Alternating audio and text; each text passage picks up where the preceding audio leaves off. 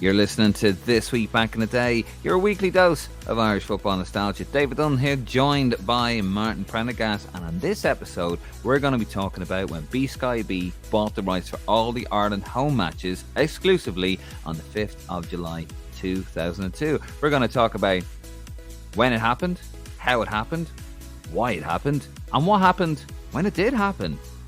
This is going to be a really interesting one, something I've actually written an article about and I've covered extensively over the years, but we're going to have a proper chat about it. And, well, as always, let's get into it.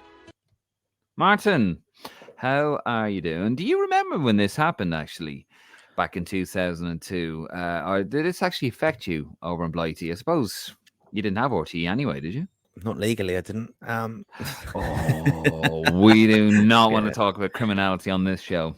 Look, the BSKYB money's good enough for the FAI. It was, I was paying into it, so with a Sky package and things. So look, we've learned, haven't we, recently? The RTE, are they to be trusted? We don't know what they're doing with our money, and well, your money or whoever's paying their license fees in Ireland. That's going to go down very well, I'm sure.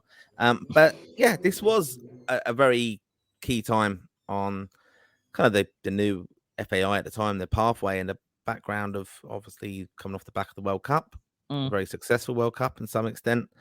And this was the kind of game progressing again in Ireland, and they really saw the benefits that money coming from TV rights was going to bring. It really was. On the outside of it, you hear this and you go, bloody FAI, selfish.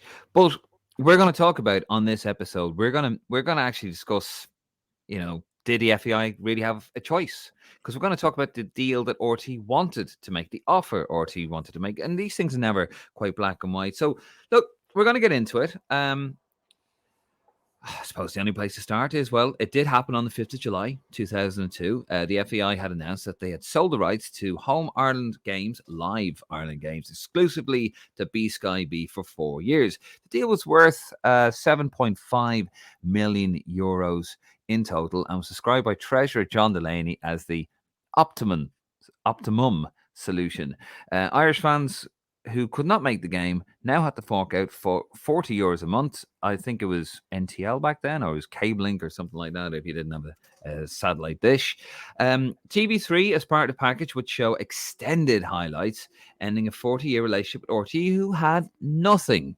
RTE had absolutely nothing to do with the Irish football team. Yeah, I mean, as you said, Martin, this is really just FAI moving with the times, really. Yeah, definitely a commercial deal, basically. Money counts in football. Solution. The optimum solution, in the wise words of John Delaney. Just the commercial world we're living in, and football was very popular at the time. Ireland have had a very successful World Cup. There's money in the game, lots of sponsorship deals in the lead up to the World Cup as well. You've got to think about that and how that was coming in. And Ireland wanted the piece of the pie. The FAI wanted some of this money coming in for the betterment of Irish football. Look what they did with all that money. I remember when this came in and I was just sitting there and it was on RT News and I was like, what? 2002 really was supposed to be the year we'd just qualified for a first World Cup in 8 years. The previous year, that November 2001, and we thought, wow, 2002, like it's going to be, we're going to take everything to the next level. And we had this in July, which actually was after, first of all, you had the Saipan situation. The World Cup had obviously ended, decent World Cup, and then you had this, and you're thinking, wow. I mean, this was supposed to be the year that really brought things on to the next level as an Ireland fan, and it was kind of falling apart, and it will get much worse as we'll discuss later on. But yes, Ireland's home games, all their home qualifiers for the 2004 European Championships would now be on pay TV. Previously, you could just watch it on RTE. That wasn't the case anymore. A little background to the deal. Sky had previously acquired the rights for live coverage of home matches in December of 1999 in a 2.5-year deal worth a reported £4.25 million Irish punts. The agreement included exclusive coverage of the 2000 edition of the US Cup, but also permitted RTE to continue showing live home matches for free. For free for you, not they didn't get it for free. Sky's first game for the Boys in Green actually was a 3-2 win over the Czech Republic on the 23rd of February 2000. I better say Czechia, Martin, because the guy that had a go at me about, calling Macedonia when they were Macedonia, has to be North Macedonia. I better call them Czechia. So, yeah, just in case he's listening. Sorry, I'm not letting that one go. Negotiations had begun between the FAI and RTE a year previously with we're back to 2002. The association were looking for more exposure for the domestic game as well as the under-21s, although money was not discussed. Unbeknownst to RTE, the FAI had actually received a lovely little offer from Sky in partnership with TV3. That was the 7.5 million euros for 4 years. Not only was the money lucrative, but the showing of live under-21 games and extra coverage of the League of Ireland by TV3, something RTE had, seemed unwilling to do, was proving a far more viable option. 10 months had passed between the FAI and RTE, and there would be no firm offer. Not until April 2002. And this was the offer that they made to the FAI. 400,000 euros per annum for 4 years, including all internationals, the FAI Cup semi-finals, final, and 5 domestic live games per year. RTE had paid for the same package previously 637,000 euros. That was the previous contract, and we're now offering, even though they had just qualified for the first World Cup in 8 years, they were offering a 37% reduction on the previous offer. Martin, I mean, when you look at it here now, obviously at the time I was outraged that you could go with Sky because we didn't have Sky at the time, although we'd actually ironically get it the next year. You kind of look at this, the FAI would have been mad not to take the Sky money, wouldn't they? Oh, of course, yeah. I mean, look how the lack of investment from RTE. I mean, the national broadcaster, it's a criminal kind of offer really to reduce the amount of money that they're willing to put into Irish football to show games on the back of a World Cup. On a worse deal than the most successful period we've had for such a long time. Since 8 years. So it was probably just a bit of arrogance probably from RTE, just thinking we're the national broadcaster and we have the right to show games. And I know that's a key part of this debate as well, where the government get involved. That's the kind of thing, protecting free to air sporting events that don't are give there. It away, Martin. Don't I know give it that, away. but it is. But I mean, it's a really important kind of topic to cover, especially in the way we're leading up to the Women's World Cup now, and we had these. FIFA are wanting more money, obviously the rights for the games. This is modern football. And this is like, years ago we were talking about how relevant it was there. And we've seen how, FIFA are desperate for money now from the different broadcasters to kind of agree a deal to show games. It's only a month ago we've agreed to actually see these ones. For the same amount of time, they were offering, what was it, 1.6 million for 4 years, as opposed to Sky and the 7.5 million. And it's a Sky channel. It's a sports channel. It needs content. So it's going to have more of a vested interest in Irish football across the board. It can only be a good thing. And there's the FAI with their, RT with their, we just have a couple of semi-finals and final. And maybe, and TV3 can, or whoever can deal with the rest of the rubbish. It was just, this was the day before Setanta Sports and Premier Sports and whatever sports channels you have in Ireland. It was just RTE, RTE2, TV3 and TG Car. I was a Tina G back then, probably. I don't know. I'm really showing my age here. Anyway, so the FAI looked at the offer from the FAI, which, as we said, was 400,000 euros per annum for 4 years. And they said, look, that's not really going to do it. However, we're willing to do business with you guys because we've had a long-standing relationship and we'd like to keep it in-house a bit more. So based on commercial assessments, the FAI went back to RTE and said, look, we feel 1.5 million euros per annum, which was less than Sky's offer. So that's 6 million euros as opposed to Sky's 7.5 million. They thought that was a fair deal for their crown jewels. But of course, the cash-strapped RTE can only afford 27% of that. According to Brendan Menton in his book Behind the Green Door, when the FEI disclosed their demands, RT's delegates, aghast, abruptly got up and left the negotiating table, leaving the door up for Sky and TV3. There you go, Martin, as you said earlier on, that arrogance from the national broadcaster, who probably thought that they were still the only game in town, not realising that Sky had a foot in the door. And actually, I remember when they got the deal in '99, I thought, it's only a matter of time before you go for exclusive rights, because that's what Sky do. But here's an interesting one for you here, right?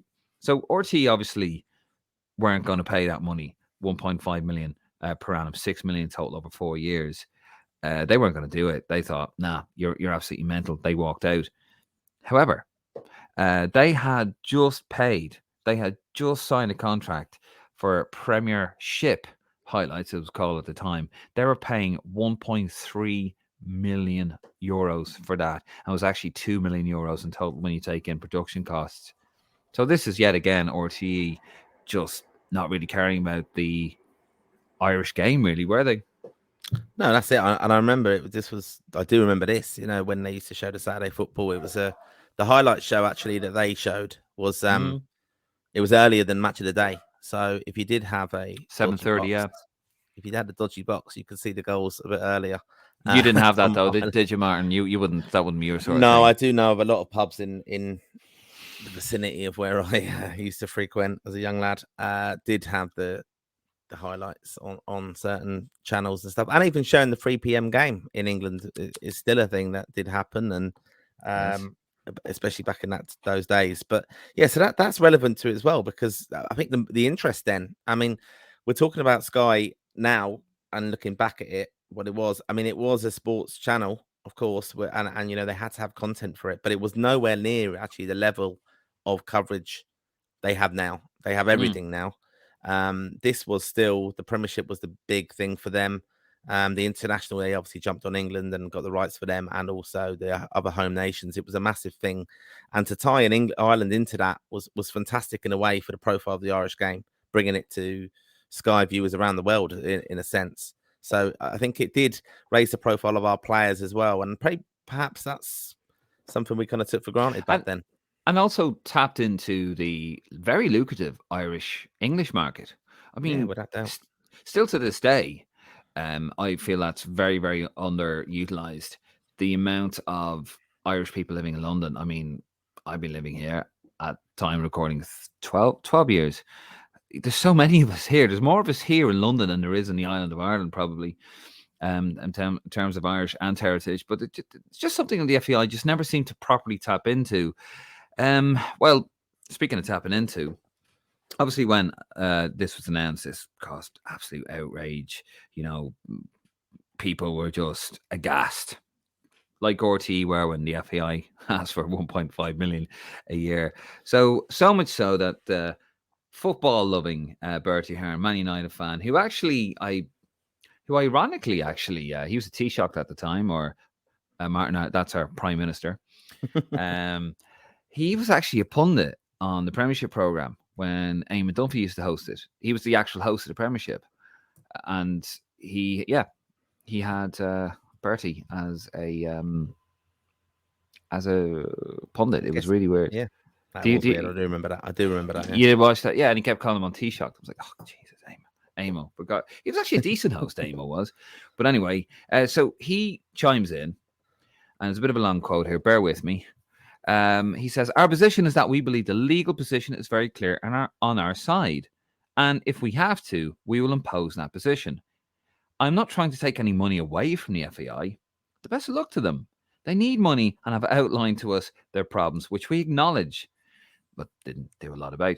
The position for us is that we have a clear law in this country and a clear European Union directive. That means that the people of this country are entitled to watch major events free to air. If we are pushed to do that, we will impose it. The FEI will get their advice, and Sky, I'm sure, are not averse to taking a legal case, but I can see solutions to it. We are the sovereign government, and there's legislation and an EU directive, and it's quite clear we cannot sit around and disenfranchise a large part of the population from seeing matches they're allowed to see. And he was right. There was a law it just wasn't enforced. And that law was the Broadcasting Act of 1999. It was legislation based on the EU's Television Without Frontiers Act of 1992. This act would essentially allow the Irish government to draw up a short list of sporting events that would be shown live on free-to-air television. So what happened? Well, as always happens in Ireland, ministers were caught sleeping at the wheel. And obviously not for the first time. Sheila De Valera, you couldn't go wrong with that surname, had failed to act and draw up a said list when she was Minister for Communications in 1999. And I remember this actually, Martin. One of the direct results was of that failure was viewers having to watch Ireland's Six Nation matches against England at Twickenham on Sky Sports in February 2002. And just before we get to that, the government had always been reluctant to act on their own legislation due to the country sporting bodies' adverseness to be included on that list, and it could actually force them to undersell their television rights. So government-wise, the reaction had been so strong towards the FAI that they had no choice but to act. That's probably what RT were banking on there, wasn't it? That, they're free to air anyway, so you have to deal with us because we're the only game in town. TV3 don't have the money. Yeah, basically that's it. They're living in a non-commercial world, basically, and living on the history of the fact that, if you look back to the 1990 World Cup, didn't they switch over during the penalty shootout from a TV show they were showing, or something happened that time? It was something like that. Didn't they not interrupt something? I think that there was penalties on or something. It was one of the channels. I think I might be right in saying that. I might. Probably, but Alf was it? Alf was deferred. Mate, it's something like that. It was something definitely happened. Alf has been deferred. Yeah, but this is again, it just is the innocence of how kind of Irish culture was then.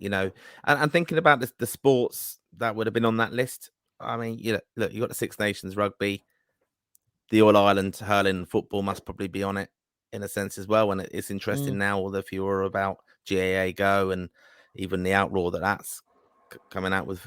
I know you're a big fan of the GAR, but that's again. Look, we're in 2023 now, and we're talking about the money that people are being charged for that, and they can't actually watch the GAA games so for free to air. So that's just the commercial world we're living in. The RTE broadcasting, they were just behind the times with this and reliant on the government imposing things, but we needed money in the FAI, and I think they had the right to look to do so. Do you know what I find hilarious about it as well? It's actually not hilarious, but Bertie Heron, here's the man who torpedoed the FAI's plan to build Aircon Park with his own Bertie Bowl at this time. I think it was on life support. But Aircon Park, which was supposed to be built in 1999, was long gone. And Bernard O'Byrne, the CEO at the time, with it, or the chief executive, I think he was at the time. And yeah, Bertie Bowl was just never built, which would have been a lovely, the Aircon Park would have been a lovely revenue stream for the FAI. They would have gone into debt. The government would have bailed them out. And then they would have been fine. They would have had their own stadium, and they wouldn't be in the mess they're in today. And as he says, well, we know the money that they need, and they keep coming to. And there was Ireland in the middle of the Celtic Tiger, but we're not going to give it to you. I mean, yeah, as you say, they just RT living in the past here. But to be fair, the government, they didn't really help themselves. Good old Sheila De Valera. I remember that with the rugby. God, there was murder over that. So what would be affected? Well, as we said earlier in the programme, Ireland's Euro 2004 campaign. We started as top seeds, by the way, and we had a 4-2 loss in September. Our opening game was Russia in Moscow. Now, that was shown on RTE. Were you at that match, Martin? I wasn't. I was at the All Ireland the same day.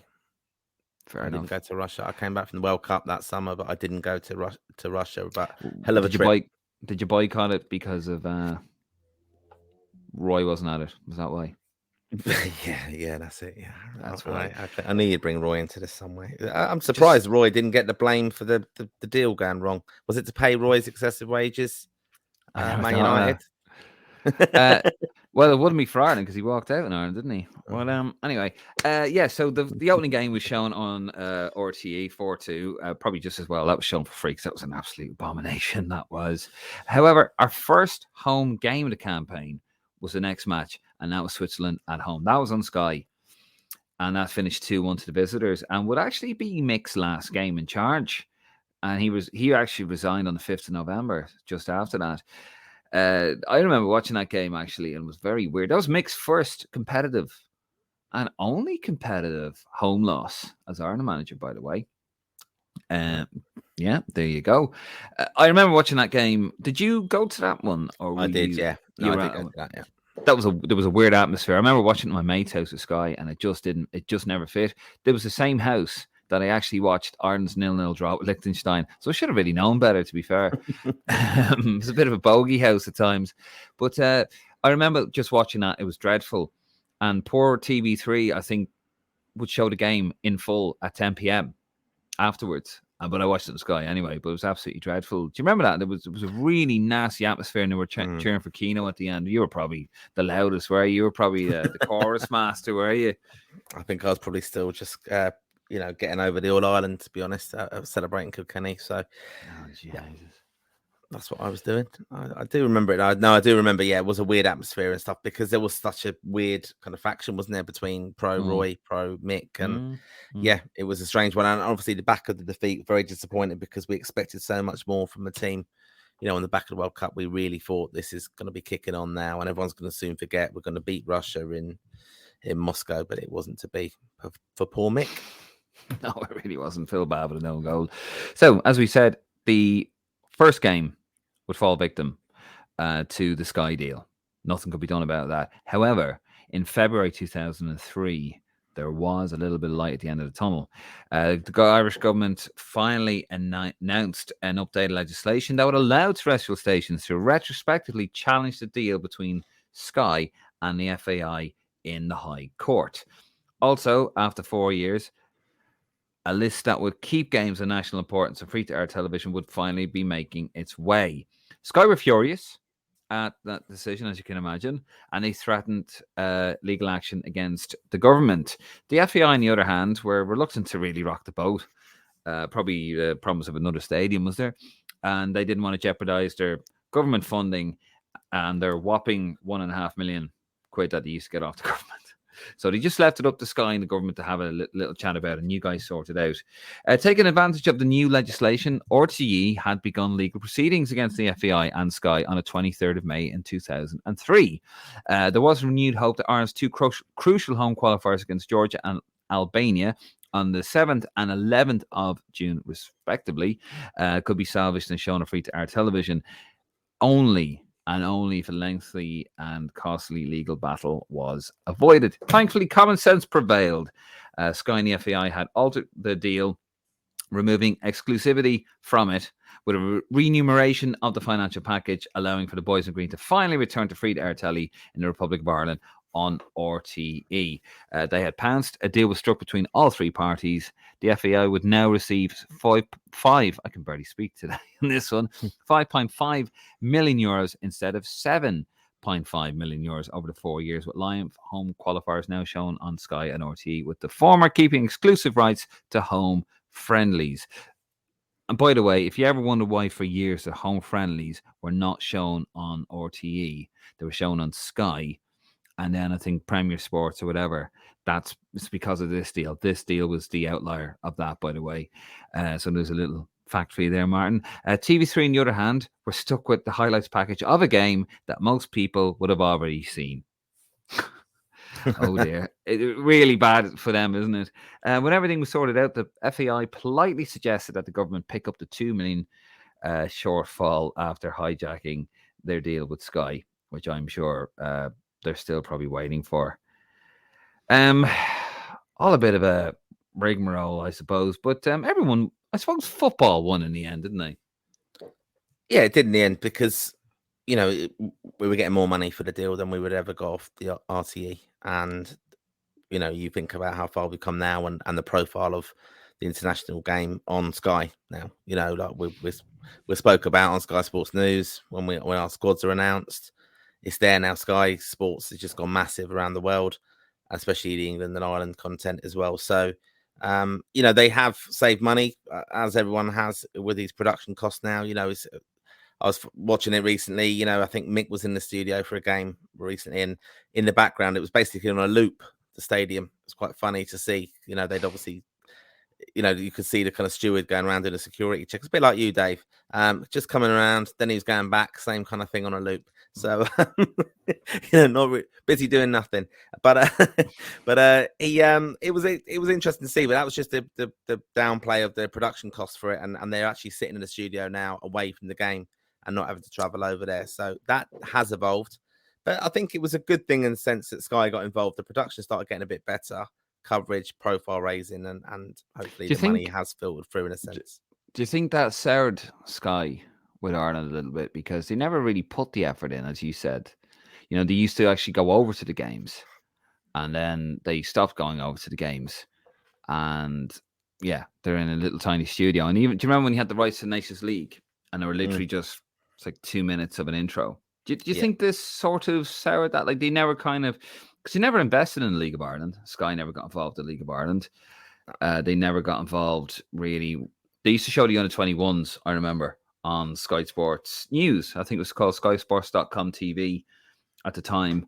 They never really did they? They never got involved. Do you reckon it's because of this? And, oh God, dealing with the FAI is a nightmare, or dealing with the government's a nightmare? Because it never seemed to kick on, did it?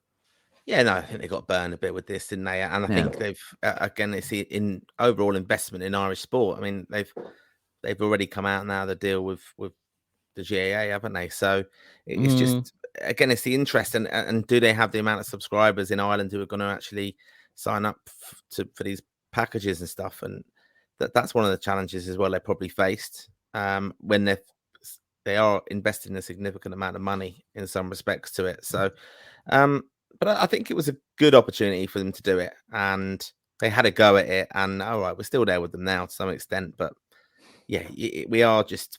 It's probably a little bit like a gesture sometimes. I think the coverage we get from them, because it is just so distant, and I would rather watch a game on RTE where you're seeing everything a bit. Because I mean, Sky had shown matches. ITV used to show matches in the 90s, I remember, and Sky did show the odd away game. I remember they showed the Poland-Ireland 3-3 draw in Poznan. I think it was in Poznan, the one where we threw away automatic qualification for Euro 92. And, they used to show the odd game, Sky, when they were desperate for content, but yeah, it just never seemed to kick on anywhere. As you say, it was just a gesture. It's interesting to cover this, though, because I remember growing up in Northwest London, and, I know I referenced the dodgy box and things like that, but years ago in pubs, we had someone come in to the pub to change the direction of a satellite and bring you a feed from Albania when Ireland were playing there. It was very much behind closed doors, ticket into it, and that was the way we used to get to watch our football. So we're not talking that long ago that was happening. So it did need investment. I mean, Setanta was born from that as well, from that kind of lack of coverage, a lack of investment. That they saw an opportunity to buy the rights direct from a nation hosting Ireland, and that they could send a signal to this dish. And that went well, didn't it? In the end, with Setanta. They went bigger than they had to. I mean, it's a very interesting debate, I think, and topic to chat about TV rights and things, obviously with the World Cup coming up. But it is, the history of it's fascinating, because you did have all these companies jumping up, and look at the money they invested, and it's all on the back of commercialism of football. They've got to have advertisers coming in to advertise their products and things on it, and that's paying for the rights and everything. So in turn, but I mean, it's quite funny. I've just had a bit of a brainwave there. I remember Setanta was so innocent when they were first showing the games that it was basically, you would have an advert. It was like a kind of screenshot kind of thing of a pub in Northwest London advertising their bands they were playing in the advertisement break of an Ireland international game, because it was just innocently done. They were just then beaming obviously the images from the games away to it, but it was really poor production. There was no analysis or anything like that then, but I think Sky saw the opportunity to develop their brand and football coverage by getting Ireland involved as well. And Yeah, just never seem to really do anything with it. We're going to leave it on the Taoiseach, Bertie Hearn, who jubilantly proclaimed earlier this year, I vowed I would succeed in the return of top-class soccer, as a quote, to free television. I've been as good as my word. Good man, Bertie. Shame about the Bertie Bowl, though, eh? Right, we're going to leave it there, guys. Thank you very much for listening, Martin. Thank you, as always. We'll be back with another episode next week of This Week Back in a Day. And if you like what you heard, head over to thegreenmachinepodcast.com. That's thegreenmachinepodcast.com, where you can get this and all of our episodes, our entire back catalogue on there, and a load of other stuff. We've got articles, that kind of thing. You can also head over to Facebook, Twitter, Instagram, give us a little cheeky follow on there, and head over to our YouTube channel to subscribe, where you're probably listening to an audio video version of this. What if not? You should be. Give us a cheeky subscribe. You know you want to.